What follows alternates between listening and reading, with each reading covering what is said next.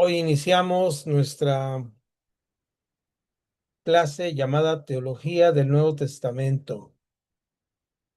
Y hoy tenemos la primera parte, que es una de dos de los evangelios sinópticos. Así que vamos a avanzar en esta área. Yo pedí que los que pudieran leer el Evangelio de Marcos iba a ser muy útil para lo que estamos viendo. Así que, sin más, vamos a ir al Evangelio de Marcos y vamos a leer el primero de los capítulos, el versículo 1, que nos habla acerca de el tema que vamos a tratar.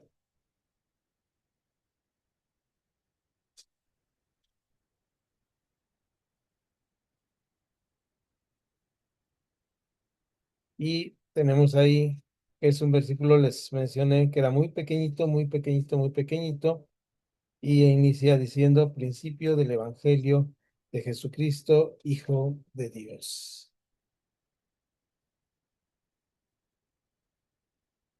Y luego vamos al versículo 14 del mismo capítulo 1. Dice, después que Juan fue encerrado, Jesús vino a Galilea predicando el evangelio del reino de Dios.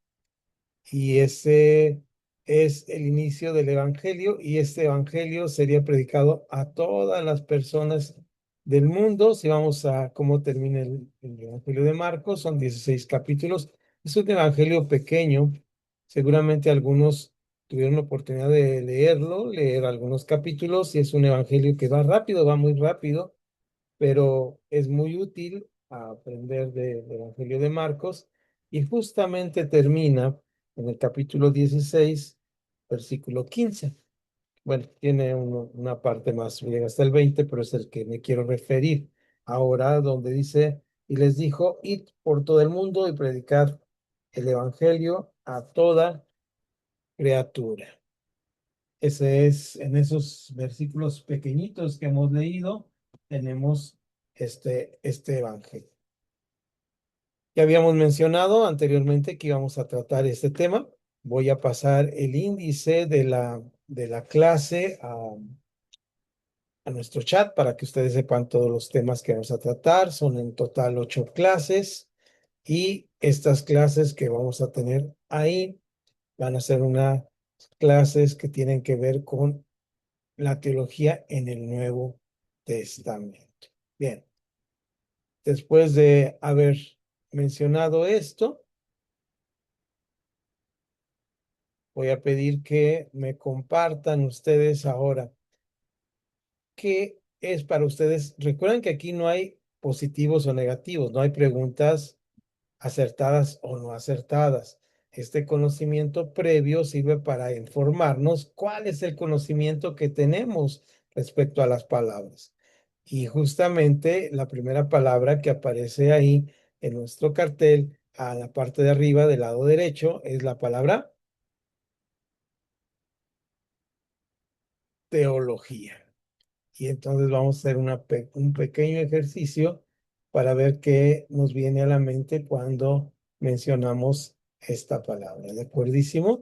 Entonces voy a ver cuántos estamos. Ahí estamos ya varios. Entonces, la palabra teología, vamos a empezar por ahí nuestro trabajo.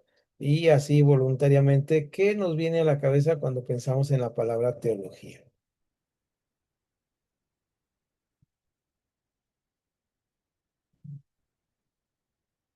Es una palabra que como cristianos debemos escuchar varias veces, ¿no? En nuestra iglesia, en lo que estudiamos, la Biblia, pero es una palabra que no está en la Biblia. Sin embargo, es una palabra que usamos constantemente. ¿Algo viene a su cabeza cuando escuchamos la palabra teología? Es como el estudio, ¿no? Que hay que, como que la palabra es el estudio, ¿no? De algún tema, ¿no?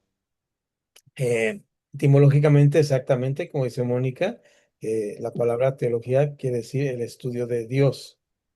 Sí, amén.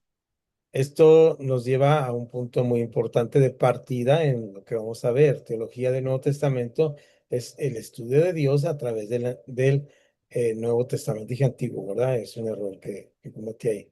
Del Nuevo Testamento, y entonces tenemos que estar muy atentos a estos puntos.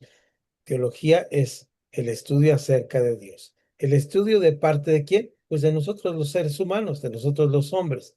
Y si yo quisiera definir qué es teología, la definiría con estas palabras. Teología es el hombre hablando acerca de Dios. Y entonces tenemos el primer punto que he repetido varias veces en muchas clases y es el siguiente. No todos los teólogos son cristianos o tienen una teología bíblica cristiana. Eso es una realidad. Pero la otra realidad inmensamente más difícil que eso es que todos los cristianos hacemos teología. Todos los cristianos hacemos teología. Y entonces, pues, ¿qué tipo de teología estamos haciendo?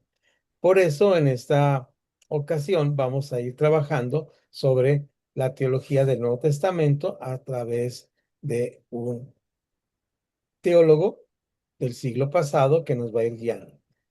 Es interesante que la mayoría de las teologías del siglo pasado tienen que ver con este teólogo que vamos a estar revisando en esta ocasión. Bien, ya una vez que hemos dicho esto, vamos entonces a ver la siguiente palabra. La primera clase es la primera parte porque la estamos partiendo uno de dos, porque esta parte de los evangelios sinópticos la vamos a ver en dos partes para que no sea tan tedioso. Recordamos que esta clase solamente es de una hora, entonces vamos a ir lo más rápido posible. Entonces vamos viendo aquí el siguiente dibujito. Y también vuelvo a preguntar ahora, ya Mónica ya no puede participar ahora, ya le vamos a ir, y si no hay voluntarios, aquí los tengo en las casillitas y voy a ir preguntando qué quiere decir la palabra que les voy a preguntar, ¿eh? Así que, ¿cómo dice la parte de abajo de nuestro cartel? ¿Qué es lo que dice ahí? ¿Los evangelios qué cosa?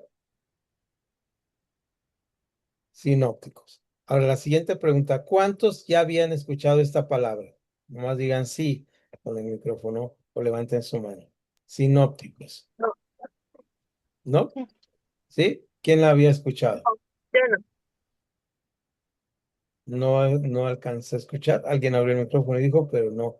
¿Y quién? No alcanzó a aprender aquí el micrófono. Yo, Janet, no había escuchado. No había escuchado. Muy bien. Es una palabra que quiere decir lo siguiente. Vamos a ver qué quiere decir la palabra, Janet, para que aprendamos una nueva palabra. La palabra sinóptico. Entonces vamos a ir aquí a subir un cartelito que tenemos rápidamente y vamos a ponerlo aquí. Sinóptico. ¿Qué es la palabra sinóptico? Vean, la palabra sinópticos, ¿verdad? Viene del griego, que significa viene del griego y se pronuncia igual en griego que en español, sinópticos, o sinóptico, y significa mirar desde una perspectiva. Eso significa sinóptico. Entonces hoy vamos a estudiar los evangelios sinópticos. ¿Cuáles son los evangelios sinópticos? Los primeros cuatro evangelios. Los primeros cuatro evangelios son sinópticos. Quiere decir que son vistos. Ven ustedes el dibujo que tengo ahí. Ayúdenme, ¿qué dibujo está arriba? ¿Qué significa? Bueno, no quedó muy derechito, pero se trataba de hacer. ¿Qué es el del lado derecho? ¿Qué es? No. Cuadrado. Un cuadrado, ¿sí? Y ¿Una caja abierta? una caja abierta, ¿sí? Y vean cómo una caja abierta puede verse de diferentes lados, ¿no? Sí, y uno de los lados es simplemente ver un lado. Entonces, cuando nosotros hablamos de los evangelios sinópticos, quiere decir que es el mismo contenido, pero que lo estamos viendo de diferentes lados. Ahora sí, le pregunto a Janet, ¿qué significa para ti? No tiene que ser, nuevamente, no es positivo o negativa la respuesta. Ya después de esto que hablamos, para ti, Janet, ¿qué significa sinópticos? Evangelios sinópticos. Pues con lo que está diciendo aquí es mirar desde una perspectiva lo que cada uno escribió. Exactamente, son diferentes perspectivas de un mismo asunto. ¿De acuerdo? Lo que cada quien escribió desde su punto de vista, desde su propia perspectiva. Entonces, eso es ahí clarísimo ya que son los evangelios sinópticos. Así vamos a ir aclarando algunos términos y cuando no sean claros, por favor me los escriben en el chat para poderlos ir analizando. No son demasiados términos. Voy a procurar ponerlos al principio para que queden bien claros y de ahí en adelante vamos a ir caminando con ellos. ¿De acuerdísimo? ¿Estamos todos de acuerdo? Entonces vamos ya caminando en nuestra clase. Vamos a abrir nuestra clase y vamos a ver los puntos. Vamos a ver el primer punto que vamos a ver, el punto número 1, y lo vamos a poner en la pizarra electrónica. Y el punto número 1 se llama Juan el Bautista. Nosotros vamos a estar hablando de un nombre que no voy a estar repitiendo constantemente. El nombre es, lo voy a poner aquí antes de Juan el Bautista, y es este nombre. Así se pronuncia en inglés y en español, igualito. Lad, Lad. Ujú. Entonces, constantemente vamos a estar refiriéndonos porque el libro que vamos a estar viendo es un libro que escribió el señor Lad que vivió en el siglo pasado. Regresamos entonces, corramos al señor Lad. Recuérdenlo ustedes, pueden, si quieren, si tienen curiosidad, pueden investigar. Si no, nos quedamos con ese nombre pequeñito, L-A-D-D, LAD. Y vamos a ver qué nos menciona LAD en cuanto a su primer cuestión de los evangelios sinópticos. Los tres evangelios hablan de un señor que se llamaba Juan el Bautista. Juan el Bautista es como un nuevo profeta. ¿Por qué dice Lad que es un nuevo profeta? Porque él llega a decir que después de un largo periodo de tiempo en Israel donde no hubo palabra de Dios, este periodo fue 400 años. Durante este periodo no hubo palabra de Dios y los profetas semejantes al Antiguo Testamento ya no existían en este tiempo. Su aparición ocurre en un contexto muy especial. Su aparición ocurre en el contexto cuando el pueblo de Israel vive bajo el dominio de un imperio muy poderoso que es el Imperio Romano. Esta vez no se los llevaron, el Imperio Romano viene y conquista y ahora viven bajo el Imperio Romano. Bajo este imperio, ahora viene a resurgir un deseo muy grande, que el Señor restaure a Israel como en los primeros tiempos, su reinado. ¿Recuerdan ustedes en Hechos capítulo 1, cuando se les aparece ya, Lucas está contando, y él les dice algo muy interesante, les dice que ya está ahí con ellos, que ya llegó el momento de resucitar, y cuál es la pregunta que le hacen entonces sus discípulos? La pregunta que le hacen es, ¿restaurarás a Israel su reino en este tiempo? ¿Qué les contesta el Señor? Les contesta, no les toca a ustedes acerca de los tiempos que Dios puso en su sola potestad. Estamos hablando de Hechos capítulo 1. Este reinado de Dios, este reino de Dios es el que está hablando o el que viene a inaugurar este personaje que se llama Juan. Juan anuncia el reino de Dios que está cercano y llama al pueblo al arrepentimiento.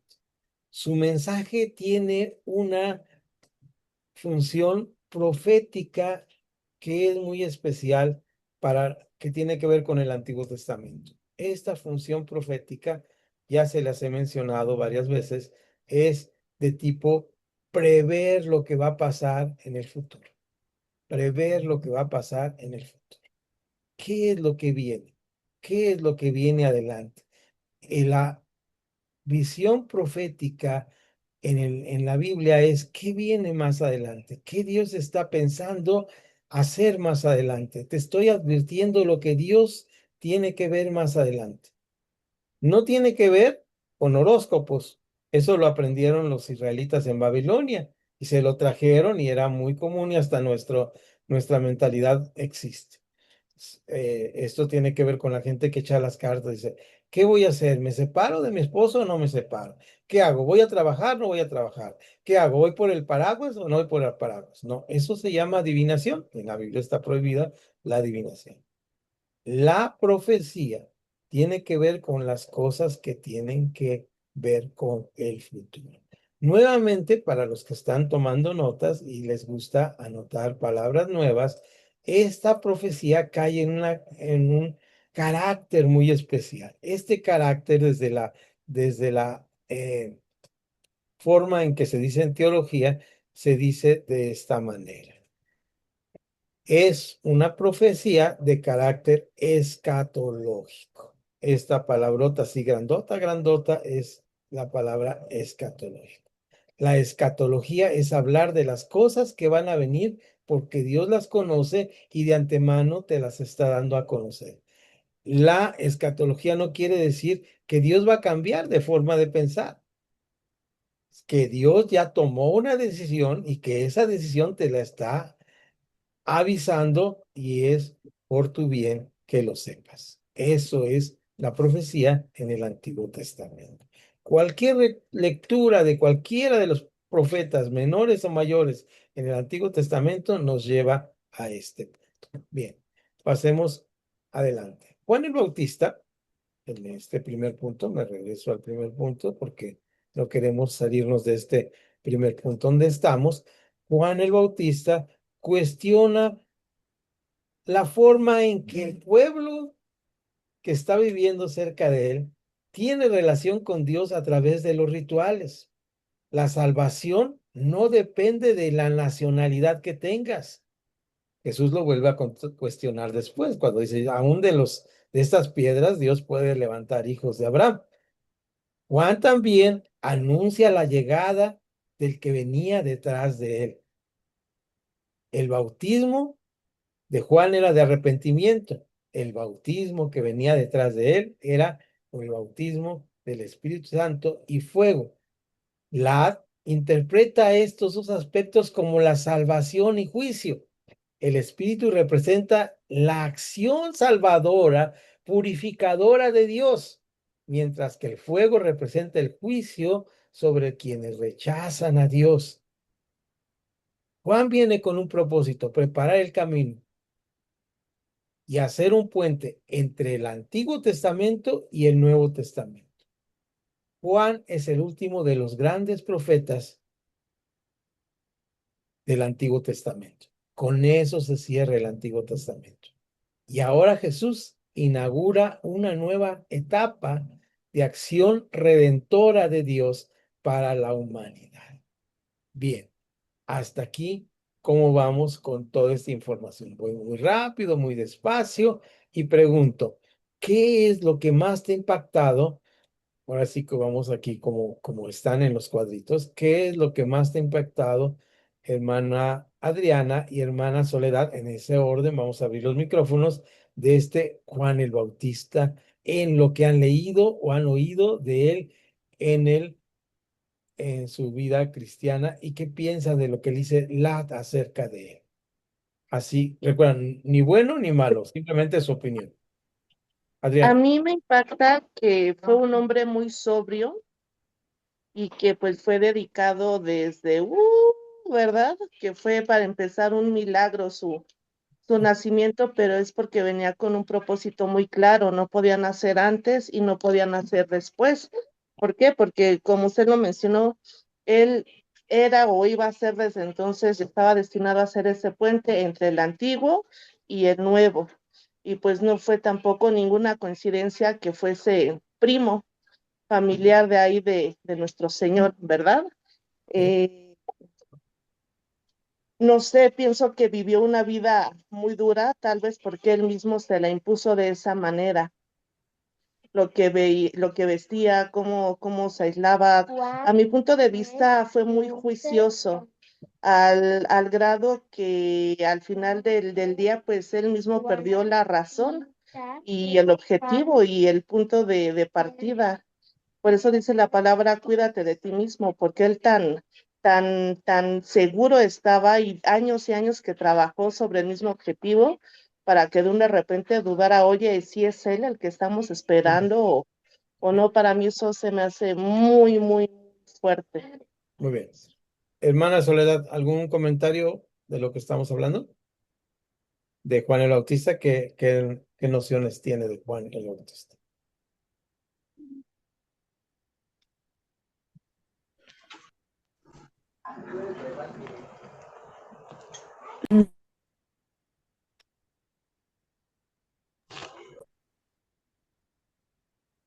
No le escucho, pues yo creo que tiene su micrófono. Ahí está. Ahí estás, ahí estás. ¿Ya? Bueno, a mí me sorprende la vida de Juan el Bautista porque fue un hombre escogido por Dios para, para trazar el camino de la venida de nuestro Señor Jesucristo. Y me impacta cuando él hace como una rueda para pelear con los profetas falsos. A mí me,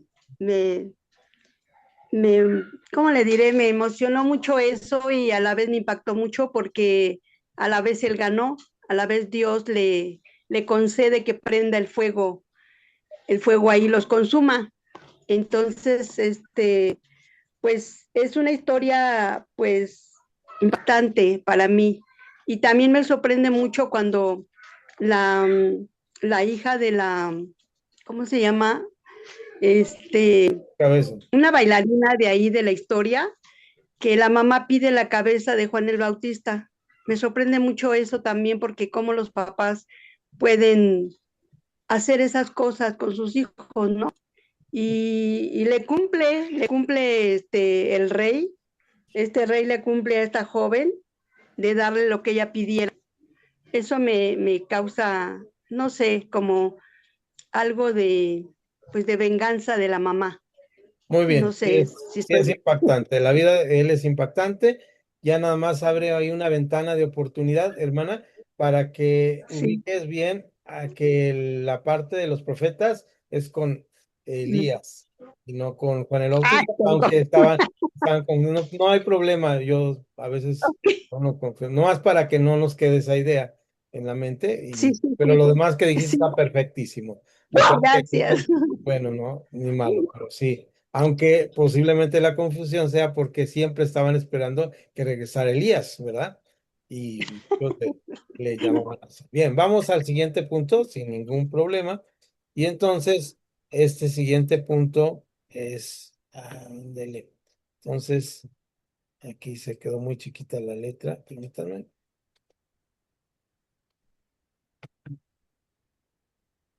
Vamos a ver.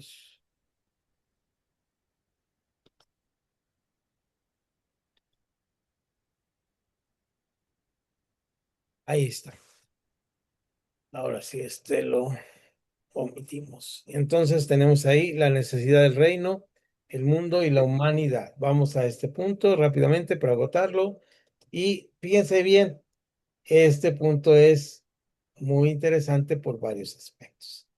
Dios viene a un mundo físico donde tiene que demostrar una realidad espiritual.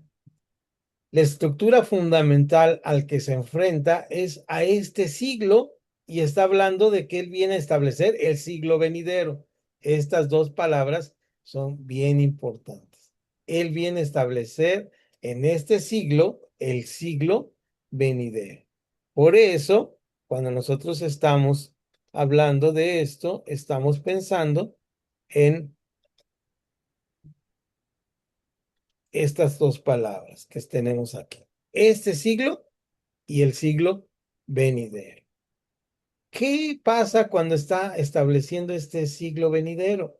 La creación es buena porque procede de Dios. El problema está en que esta creación material que tenemos aquí ha sido tocada ¿por qué cosa? Por el pecado. Y el ser humano hace que las cosas creadas sean malas. Y lo vemos en los cuatro evangelios en algo muy interesante, que es que presenta algo que se llama Satanás y los demonios. existe un conflicto espiritual en los evangelios. Satanás aparece con un nombre muy especial que es el adversario de Dios, que se opone a los propósitos redentores de Dios.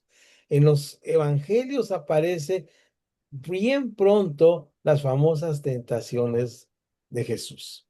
Y las tentaciones no son así como, ay, es que era tan buenito ese Jesús que tuvo que sufrir las tentaciones. No, las tentaciones tienen que ver con enfrentar al enemigo de Dios, fíjense bien, al enemigo de Dios que está dispuesto a darle todos los reinos, que dice, vienes a establecer el reino de Dios, ¿qué tal si de una vez te lo doy? Te ahorro todo el trabajo de morir en la cruz, te ahorro todo, ahora simplemente te lo doy. Y él incluso establece el reino cada que expulsa a un demonio, representa una derrota del poder satánico. Sin embargo, esta derrota no es definitiva de Satanás. Todavía queda la derrota final de Satanás. Es la primera parte. Satanás y los demonios están dentro de la humanidad. Hay un mundo espiritual con el cual se enfrenta Jesús. Y esto está en la teología. Siguiente, la condición humana. Jesús considera que los seres humanos poseen el gran valor de ser creados por Dios, pero también que toda la humanidad está afectada por el pecado porque ellos así lo decidieron. Y el problema fundamental del ser humano no consiste simplemente en sus necesidades materiales, sino en su falta de relación con Dios. Este es el concepto de la necesidad del reino de Dios. El mundo y la humanidad, tanto la parte espiritual, en la lucha espiritual contra el enemigo, que ya fue vencido parcialmente, él vino y demostró que no tenía ninguna fuerza sobre Jesús, tanto en la tentación como en la expulsión de demonios, pero también vio una humanidad que se encontraba totalmente descarriada y en pecado. Por tal motivo, vamos a ver ya en la siguiente clase algunos aspectos más profundamente acerca de esto. Voy con Raúl y con Giselle. Y les voy a preguntar, ¿cuál es, fíjense bien la pregunta, cuál es desde su punto de vista, algo tan sencillo como esto, cuál es su punto de vista de Dios antes de conocerlo y después de conocerlo? Así en una forma muy breve, Raúl, y en una forma muy breve, Giselle. Primero Raúl y luego.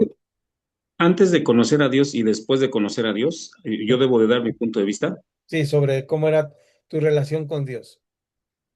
Bueno, mi relación con Dios antes de conocerlo realmente, pues era muy superficial, muy, hipócrita, por decirlo así, porque pues nada más era de los que decía que, pues, pues Dios y Dios, pero yo no mencionaba a Dios con ese ahínco, con ese amor y con esa pasión.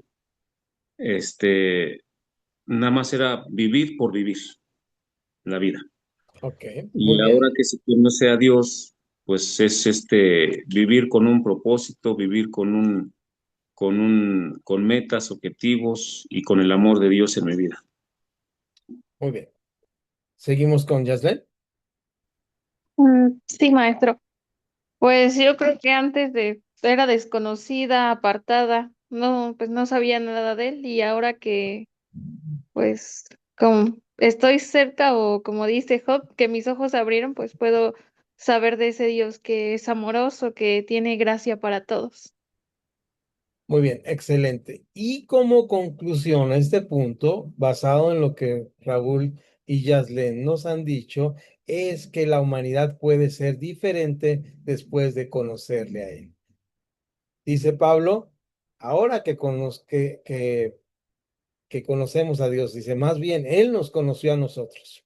Esta es una parte muy interesante en Gálatas. Ahora, la humanidad tiene una nueva perspectiva de conocimiento de Dios, de tal manera que la teología en el Nuevo Testamento, en los Evangelios, nos habla de esta posibilidad de una humanidad nueva, del nuevo hombre. Y ahora sí entramos en la parte central de nuestro estudio, que es el número 3. En esta parte central de nuestro estudio veremos el reino de Dios. De hecho, esta teología que estamos estudiando, aunque Lab no le puso así, es conocida como la teología del reino de Dios. Es interesante esto porque pues es cuando hablamos siempre decimos, ¿qué tipo de teología tienes? No, pues yo de esta o de aquella. Y hay algunos que dicen, yo soy de la teología del reino de Dios, pero pues a lo mejor no conocemos a la, ¿verdad? Entonces vamos conociendo porque es una teología que mencionamos constantemente. Vamos entonces a entrarle a este punto y también sigo preguntando. Los siguientes en contestar va a ser Israel e Isi. Y entonces muy atentos porque les voy a hacer preguntas para ver qué tan atentos están a la clase, ¿de acuerdo? Díganme si están despiertos o dormidos porque no los veo con los ojos cerrados. Los veo con los ojos cerrados ahora, pero díganme Amén, amén. si Israel está despierto, si está despierta, porque les voy a preguntar si no, si están ocupados, no hay problema. A veces tomamos la clase en un momento que no podemos, pero les voy a preguntar el concepto del reino de Dios. De la primera parte no tienen que estar muy atentos porque es una parte que no les voy a preguntar, pero la primera parte es importante. Este es el concepto central de toda esta sección del libro de la que estamos estudiando, que es los evangelios sinópticos. Y la habla del concepto reino de Dios en base a una palabra que aparece varias veces en el Nuevo Testamento, que es reino de Dios. Solamente Mateo, por respeto a sus conciudadanos que son judíos y no mencionan el nombre de Dios, utiliza la palabra reino de los cielos. El Nuevo Testamento aparece frecuentemente esta palabra. Y es la palabra, esto no les voy a preguntar, no estén tan atentos a esto porque esto no les voy a preguntar, pero es esta palabra que está aquí, esta palabra que está aquí, que es esta palabra que vamos a ponerle una letras en español y una cómo se pronuncia para que quede aquí grabado en la clase. Basilia, Basilia, así, con acento en la I. Esa E que está antes es para saber que ahí está el acento, Basilia. Y inclusive hay una ciudad que se llama así, Basilea, que está en Suiza. ¿Cuántos quieren ir a Basilea, Suiza? Pues yo quiero ir, no he ido, pero quiero ir, ¿verdad? Me volvieron a dar ganas de ir, como dicen por ahí. Entonces, es una ciudad que quiere decir reino, la palabra Basilea. De hecho, hay una frase, no la vamos a leer ni nada, pero esta frase constantemente está ahí que dice reino de Dios. Podemos hacer una búsqueda ahora con esto de la internet que le preguntamos frecuentemente cuántas veces aparece la palabra reino de Dios en el Nuevo Testamento y ahí les va a decir. No es tan importante eso, aunque pues a algunos puede llegar a ser interesante. Lo interesante es, y ahora sí pongan atención, Isra, y, oye, ya se me fue Isi para allá, pero vamos a ver si están. Si no, Viri entra en reserva en esta pregunta o los tres. El Antiguo Testamento presenta a Dios como un rey. Que dijimos, el Antiguo Testamento presenta a Dios como un rey, pero también anuncia que en un momento dado Dios iba a manifestar, iba a ser rey de toda la historia. Por ello existe una tensión en ese momento que llega Jesús de que esto se cumpla en ese momento. Y la tensión está porque ellos están bajo la bota del Imperio Romano y bajo la bota del Imperio Romano ellos están muy angustiados con esto. La crítica la idea de que el reino sea exclusivamente del futuro. Él dice, del reino de Dios vino a ser inaugurado y estuvo presente en ese momento que estaba Jesús. Y cuando se fue, lo dejó en el Espíritu Santo en los corazones de los que creyeran en él. Por lo tanto, este reino que va a ser futuro también es presente. Esto lleva a la famosa frase que aunque Ladd no la menciona, sin embargo, se le atribuye a la teología del reino la palabra ya, pero todavía no. El ya, pero todavía no. Es una frase que es de la teología del reino, que es importante. Vamos a ponerla aquí. Aquí mero. El reino de Dios y esta frase que es ya, pero todavía no. Y vamos a explicar qué significa para ver si nuestros hermanos están poniendo atención. Ya, Dios ha comenzado a manifestar su gobierno mediante Jesús. Ese es el ya. El todavía no es la victoria definitiva sobre el mar y sobre el mal. Dije mar, me traicionó el subconsciente, me quiero ir a la playa. Sobre el mal y la plenitud del reino todavía estará por venir. Vuelvo a repetir por si alguien quedó atrasado y ahorita quien está prestando atención nos lo van a explicar con mayor claridad. Entonces, este Basilea tiene que ver con ya.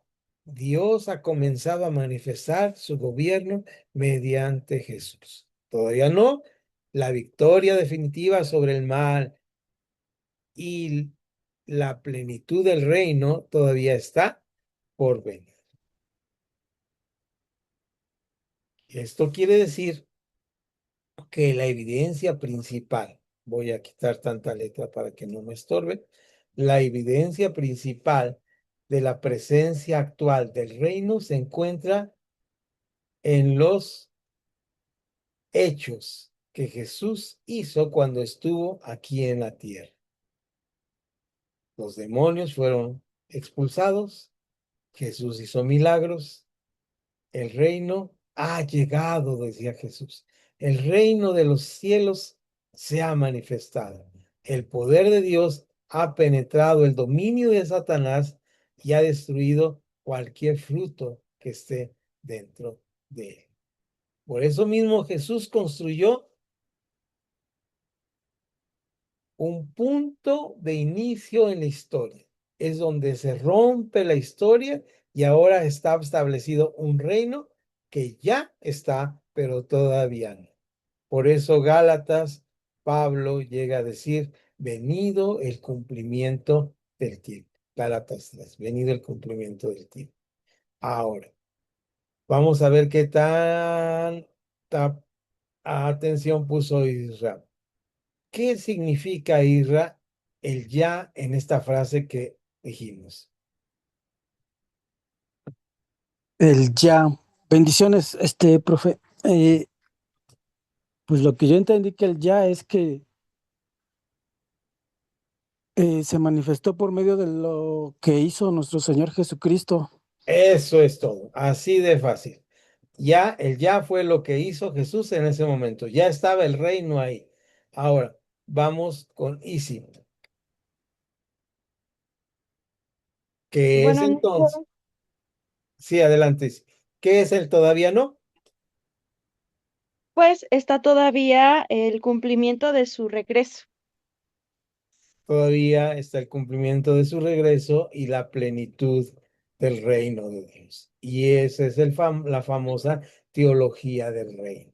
Cuando nosotros oímos hablar que vamos a hablar de la teología del reino, y de ahí se va a desprender todo lo que vamos a estar hablando de teología. ¿De acuerdo?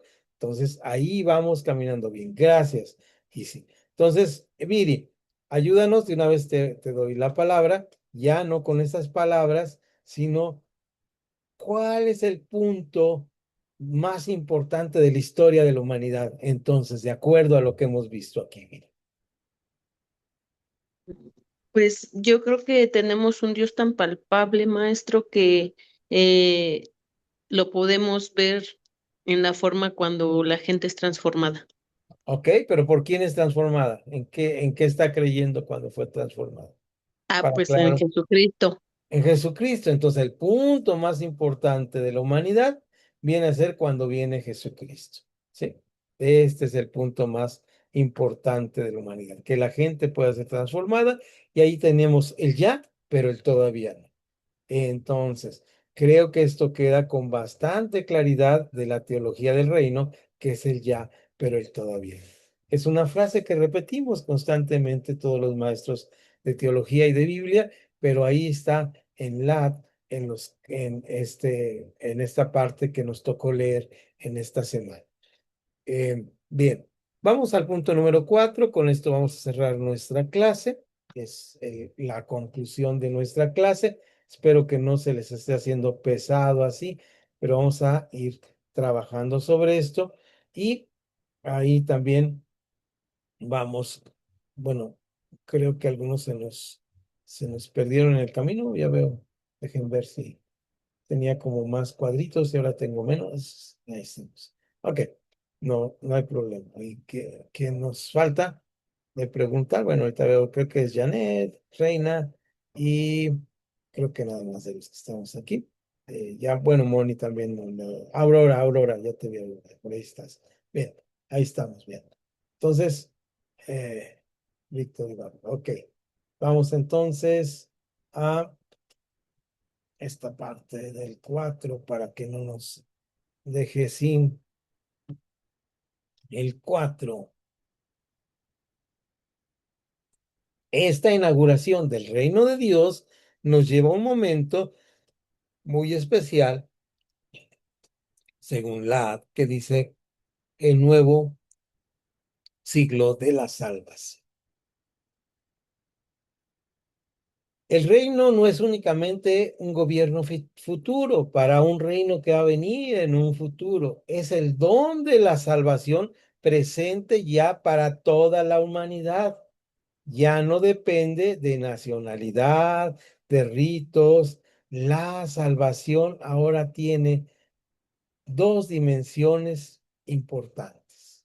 Y nuestra vida, esta parte, en nuestra vida va a tener estas dos dimensiones importantes. Una dimensión presente, que es que somos ya perdonados, que estamos en comunión con Dios, que tenemos liberación de cualquier situación de maldad en nuestras vidas, que tenemos sanidad espiritual y física y que tenemos una relación con Dios. Esta es nuestra salvación presente para los cristianos.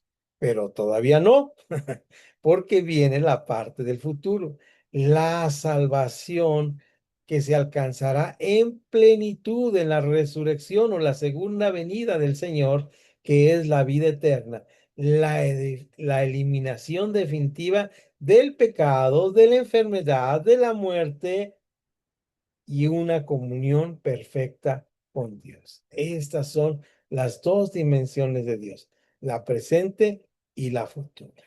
Ahora, esto quiere decir, haciendo una reflexión teológica que vamos a hacer aquí, recuerden que no son respuestas fáciles, pero también no tienen que ver con que sean verdaderas. Simplemente vamos a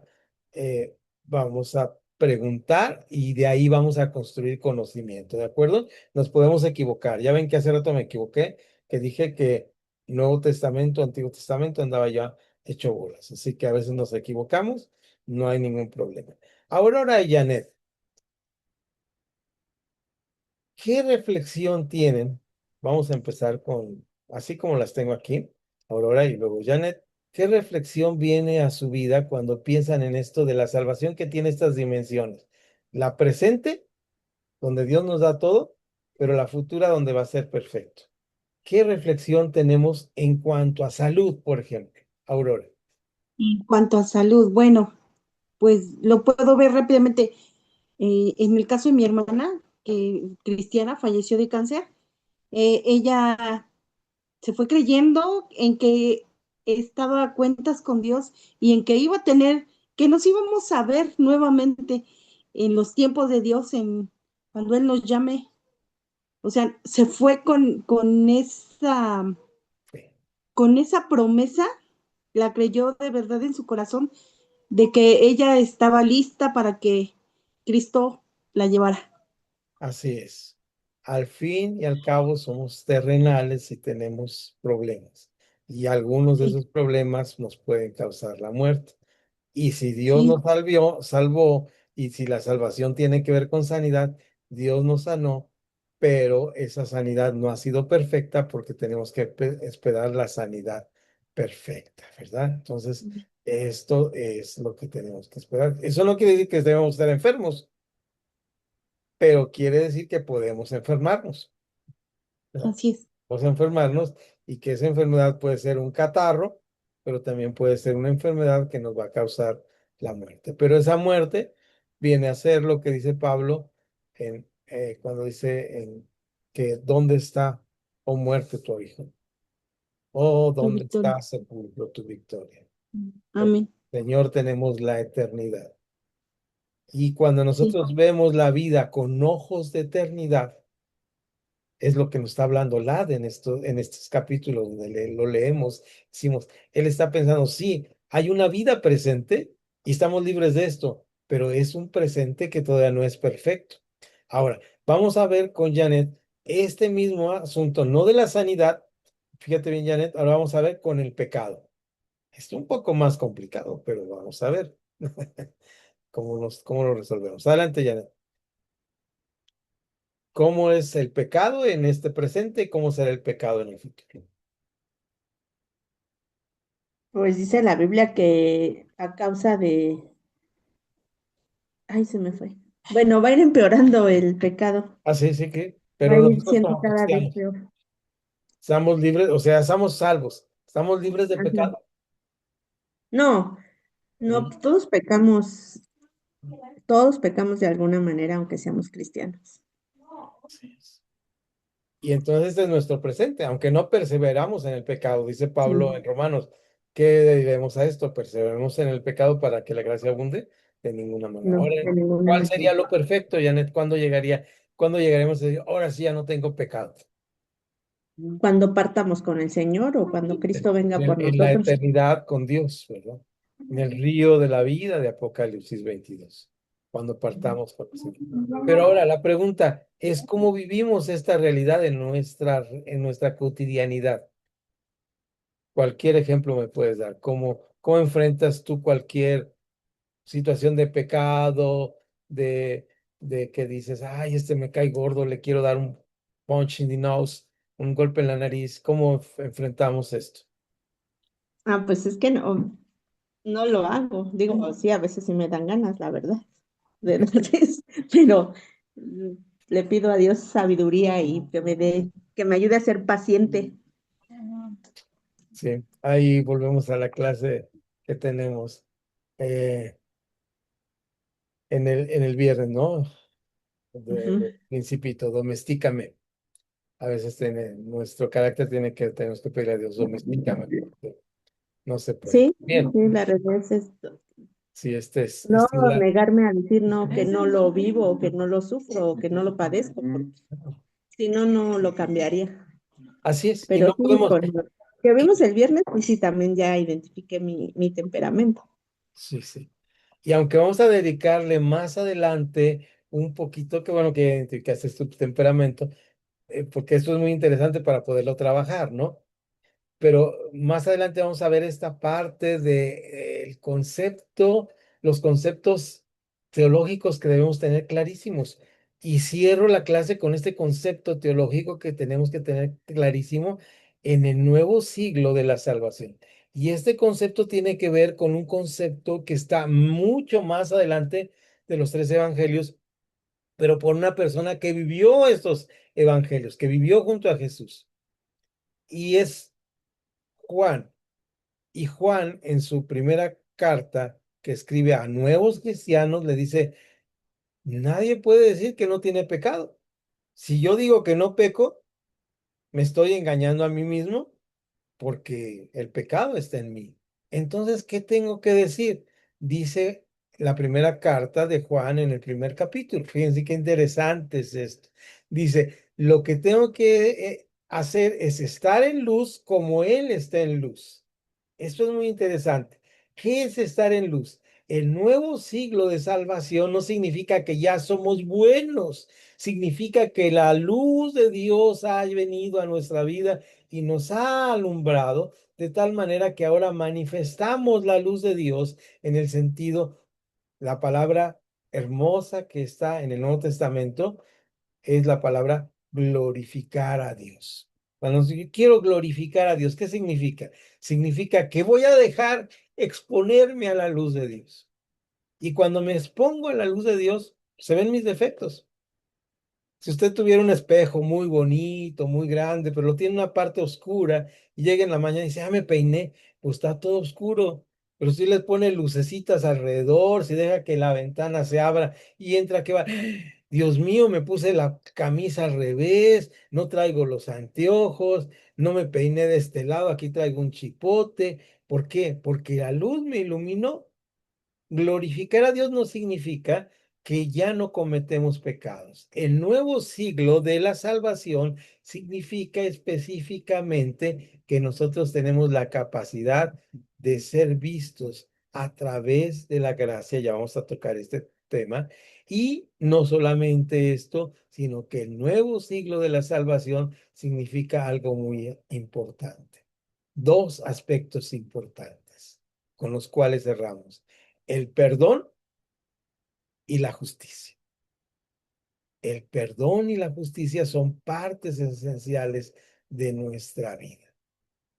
Esenciales, muy importantes. Uno de los aspectos más importantes es el perdón de los pecados. Jesús no se limita a anunciar que Dios perdona en el futuro, sino que perdona en el presente. Él dice ahí muy cerquita en el libro de Marcos que estamos leyendo, cuando llega a la casa de aquel que le suben por el techo para que lo sanen, le dice, tus pecados te son perdonados. ¿Quién es este que tiene capacidad de perdonar? Porque el perdón es considerado una prerrogativa únicamente de Dios. Y cuando Jesús dice, yo puedo perdonar pecados, en ese momento, en Marcos capítulo 2, le está diciendo, yo soy Dios, lo que había dicho Marcos 1:1. Y este perdón también tiene que ver con la justicia de Dios. La justicia también está presentada como un don de Dios, no solamente como un resultado de un esfuerzo humano. La justicia la vemos en la parábola del publicano, cuando aquel hombre que no era judío, pero estaba en contra, fíjense bien, en contra de su pueblo, atendiendo los negocios de cobrar los impuestos a los romanos. Y Jesús es capaz de establecer justicia también para él a través de decir, puedes tú también ser salvo. Porque aquí está lo interesante de la justicia. Imagínense que nomás los más buenos pudieran llegar a ser salvos. Y a veces el mundo piensa de esta manera. No, cualquier persona que se arrepiente y viene a Dios es capaz de la salvación. Y ahora sí, tenemos que llegar a decir, con cuánta más razón nosotros que somos hijos de Dios debemos estar apegados al perdón y a la justicia de Dios. Y esta justicia se manifiesta en los evangelios, en un resumen que Pablo dice al final: justificados pues por la fe, tenemos paz para con Dios por medio de nuestro Señor Jesucristo.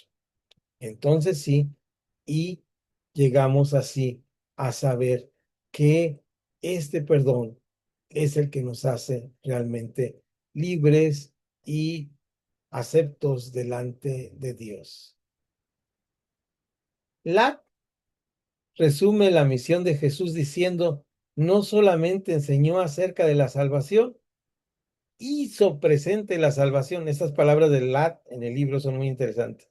No solamente enseñó la salvación. Con estas palabras de Lat quiero resumir, las apunté por aquí para concluir con la clase y quiero dejárselas como parte de nuestro final de la clase y luego ya pararemos la grabación para comentarios muy breves finales, ¿verdad? Y es esta frase que dice, la resume la misión de Jesús diciendo que no solamente enseñó acerca de la salvación, sino presente la salvación, hizo presente, perdón, sino hizo presente la salvación, hizo presente la salvación. El reino ya está actuando, aunque su plenitud todavía no está presente, sino será puesta hasta el futuro. La plenitud de la salvación será en el futuro.